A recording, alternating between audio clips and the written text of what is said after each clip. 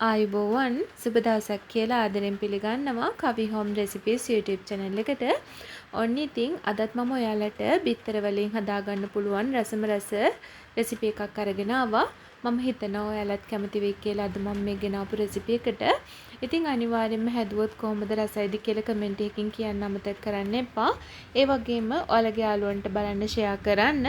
තාමත් මගේ channel එක subscribe කරපු නැති යාළුවෝ subscribe කරලා ළඟම තියෙන bell icon එක click කරන්න. එතකොට ඔයාලට පුළුවන් මම වීඩියෝ එකක් දාපු සැනින් මගේ අලුත් වීඩියෝ බලන්න. එහෙමනම් එකතු වෙන්න මගේ වීඩියෝ එකත් එක්ක මම කොහොමද මේ රසවත් බිත්තර කරි එක හැදුවේ කියලා බලන්න. මුලින්ම අපිට ඕන කරනවා මෙන්න මේ වගේ පුංචි කප්.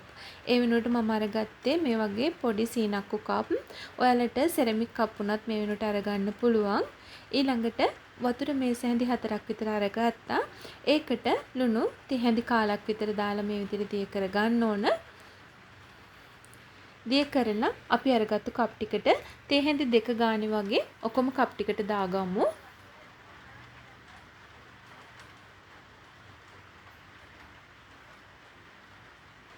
මෙතන මම කප් 5ක් වගේ තමයි අරගෙන තියෙන්නේ.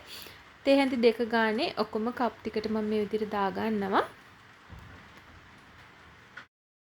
ඊළඟට බිත්තර මේ විදිහට කඩලා අපි අරගත්තු කප් ටිකට එකතු කරගමු.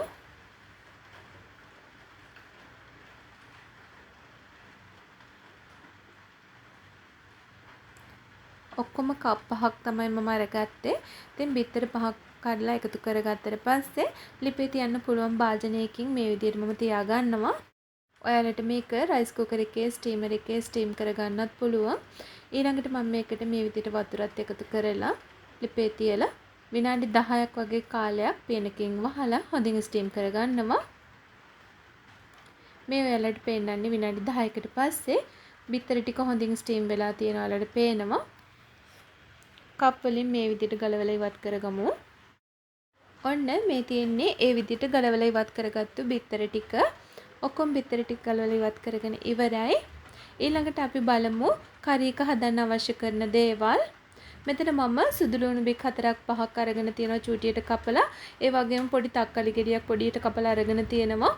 කුරුඳු පොතු කෑල්ලක් අරගෙන තියෙනවා. රම්පේ සහ කරපිංචා සාමාන්‍ය ප්‍රමාණයේ බීලුණු ගෙඩියක් කපලා අරගෙන තියෙනවා. පොඩි ඉඟුරු කෑල්ලක්, වේලිච්ච මිරිස් කරල් දෙකක් හීනියට කපලා, මිරිස් කරල් දෙකකුත් අරන් තියෙනවා. මිරිස් කුඩු මේස හැඳි 1යි, කහ කුඩු තේ හැඳි කාලයි, තුන පහ කුඩු මේස හැඳි 1යි, ගම් මිරිස් කුඩු තේ හැඳි භාගයයි අරන් තියෙනවා. සීනි අරගෙන තියෙනවා තේ හැඳි 1ක්, පොඩියට කපාගත්තු ලුණු කොළ ටිකක්, රස අවශ්‍ය ප්‍රමාණයට ලුණු, පොල් කිරි අරගෙන තියෙනවා මිටි කිරි සහ දිය කිරි මිලිලීටර් 200ක්.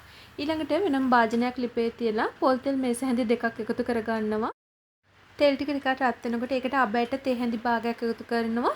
ඊළඟට චූටියට කපාගත්තු සුදු ලුණු ටිකත් එකතු කරනවා.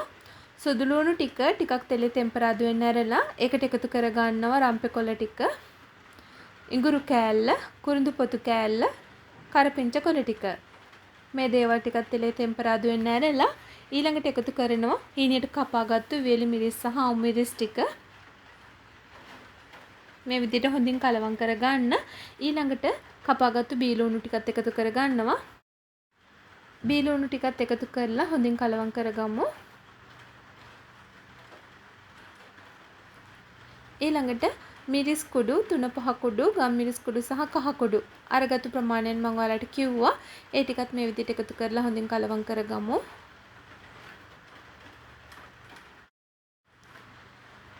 මේ වෙලාවේදී හොඳ සුවඳක් එනවා.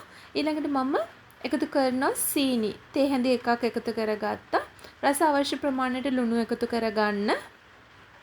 ලුණුත් එකතු කරලා හොඳින් කලවම් කරගමු. ඊළඟට මේ එකතු කරගන්නේ චූටියට කපාගත්තු තක්කලි ගෙඩිය. තක්කලි ටිකත් එකතු කරගත්තට පස්සේ ටික වෙලාවක් හොඳින් ටෙම්පරාදු වෙන්න දෙන්න මේ දේවල් ටික. ඔන්න අවසානයේ එකතු කරනවා පොල් කිරි ටික. පොල් කිරි මම මෙතන දිය කිරි සහ මිටි කිරි දෙකම අරගත්ත මිලිලීටර් 200ක්. පොල් කිරි ටික එකතු කරලා හොඳින් උතුරව ගන්න ඕන.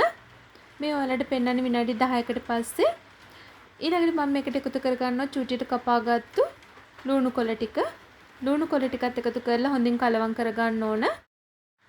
ඔන්න මේ වෙනකොට කරි එක ලෑස්ති. අපි දැන් මේකට එකතු කරගන්නවා කලින් තඹගත්තු බිත්තර ටික. බිත්තර ටිකත් එකතු කරලා හොඳින් කලවම් කරගන්න ඕන. මේ විදිහට බිත්තර කරි එකක් හදාගත්තාම ඇත්තටම ගොඩාක් රසයි. ඉතින් ඔයාලත් හදලා බලන්න. හැදුවොත් කොහොමද රසයිද කියලා කමෙන්ට් එකකින් කියන්නත් අමතක කරන්න එපා. බිත්තර ටිකත් එකතු කරලා මේ විදිහට හොඳින් කලවම් කරගමු. ඉතින් වැඩි දෙයක් කරන්න නැහැ. හරිම ලේසි. ඒ වගේම ගොඩාක් රසයි. බත්, පාන්, ඉන්දියාප්ප මේ ඕන එකක් එක්ක කන්න පුළුවන්. ගොඩාක් රසයි. ඉතින් ඔයාලත් අනිවාර්යයෙන්ම හදලා බලන්න. හැදුවොත් කොහොමද රසයිද කියලා කමෙන්ට් එකකින් කියන්න අමතක කරන්න එපා. ඒ වගේම තවත් කෙනෙක්ට බලන්න ෂෙයා කරන්න. තාමත් මගේ channel එක subscribe කරපු නැති යාළුවෝ subscribe කරලා ළඟම තියෙන bell icon එක click කරන්න. එතකොට ඔයාලට පුළුවන් මම වීඩියෝ එකක් දාපු සැනින් මගේ අලුත් වීඩියෝ බලන්න. ඉතින් මගේ වීඩියෝ එක බලුවට ඔයාලට ගොඩාක් ස්තුතියි. නැවතත් අලුත් රසවත් වීඩියෝ එකකින් යලිත් හමු වෙමු. ඔයාලට සුබ දවසක්.